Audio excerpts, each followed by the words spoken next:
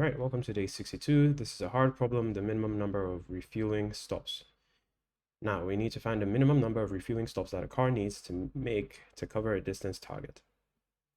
I think the diagram is super useful in this case. So we have a starting fuel of 3 points and a target of 15.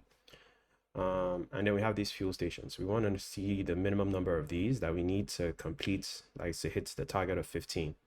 Right, so we need to reach 15, we need to consume at least 15 units of fuel. And these are our different fuel stops, how far they are from the center, like from where we're starting from, the starting point. So this is two units of distance from the starting point, 3, 6, 12 units of distance from the starting point. And our target is 15 units of distance from the starting point. And so how this works is we have a starting point of 3. We can reach the first destination. We can cover 2 in that step, right? And then when we hit there, right, our fuel drops by 2 points because it's 2 points away, but we get 5 points, right? And now with 6 points in total, we can refuel here, right? But we also have enough to reach here because it's 6 from the origin, right? And we have 6 units of fuel in us so far. So we can just skip all the other steps and refuel from here. So we were at 2. The distance between 2 and 6 is 4. So we take out 4 from our fuel of 6 that we acquired here. And then we add the 4 that it has to offer to have 6. And then we have 6 left, and we're 6 units of distance from the last fuel station where we can get 6 more. And so we have enough fuel to reach that destination. Wind up with 6. And then we only have 3 left because the target is 15 and we have 12 here. So we only have 3 left, and we have more than enough to do what we need to do. And we used 3. We had to stop 3 times to refuel, basically. So that's what this problem is about. Now the solution depends on a priority queue or a heap, right? A max heap. And what we're going to do is, for our starting fuel, see just how much our current fuel can, how many fueling stations our current fuel can give us, can afford us to cover. And this diagram should explain it. So let's say we have a starting fuel of 14 and a target of 59. So we can cover 14 units of distance with this fuel, but our target is 59 units of distance away. And we have these stations, and we want to find the minimum number of refueling stops we need to hit this target. How are we going to do that? Well, you notice that with 14, we can cover, now this is the distance from the origin, from the start, and this is the amount of fuel we're going to get. So with 14, we can cover station 1, station 2, station 3. So what are we going to do? But we don't need to refuel all that while. So as we're going through these, we're going to put each of these inside the maximum heap, right? What does a maximum heap have? You can look up. It basically puts the highest, gives you how do you say it? O of 1 extraction time for the top elements, the largest quantity in a list of quantities. So if you're not confused by now, all you have to do is put these based on how much fuel you get from there into a maximum heap. And that's the greedy approach to solving this problem, which is the most efficient, the most optimal approach to solving this problem at the moment. And so we're going to see that. So we start off with 0 stops, yeah? We've not made any stop for fuel. However, we're popping everywhere we could have reached with 14 based on the amount of fuel we're going to get there into a maximum heap. So then 16 goes and it's on top. However, we can definitely not reach 21, yeah? And so what we do is we take the first element on top and increment the number of stops. That is the fuel station that had the most fuel to give us so far along our journey, retroactively, actually.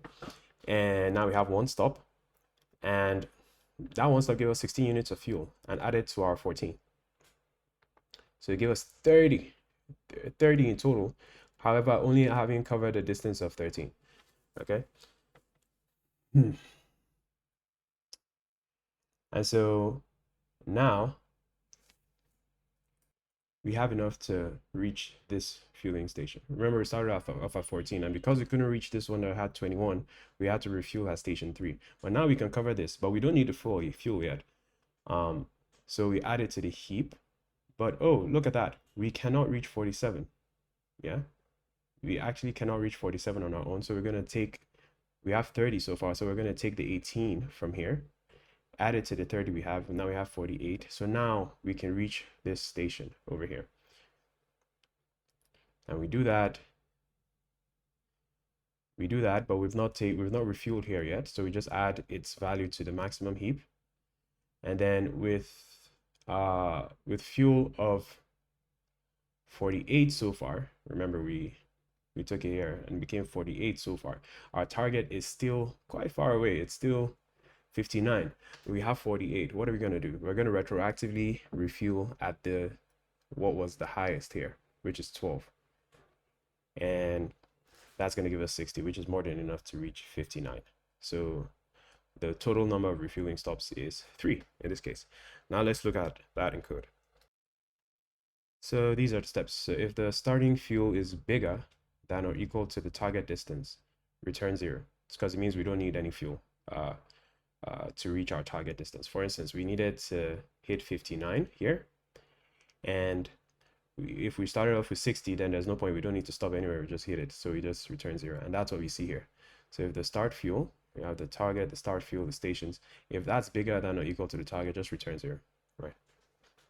So we don't need, that's 0 refueling stops. We don't need any refueling stops.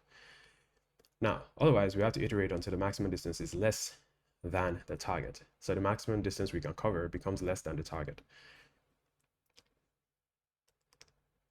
And the car is not out of fuel. So if we have a fuel station that can be used to refuel and the vehicle has enough fuel to reach it, add the refueling station to the max heap.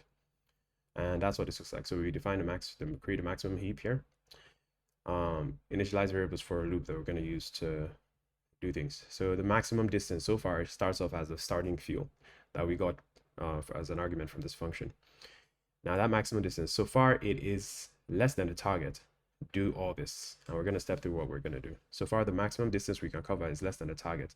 Do this.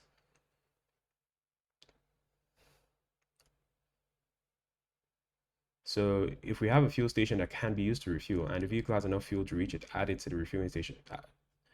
Add the refueling station to the maximum heap. And that's what we see here. So we're iterating through the total number of stations. So n is the station length. And for each station, if its distance, the distance from the starting point is less than our maximum distance, we add it to the minimum heap right here, because the second value is the fuel it has.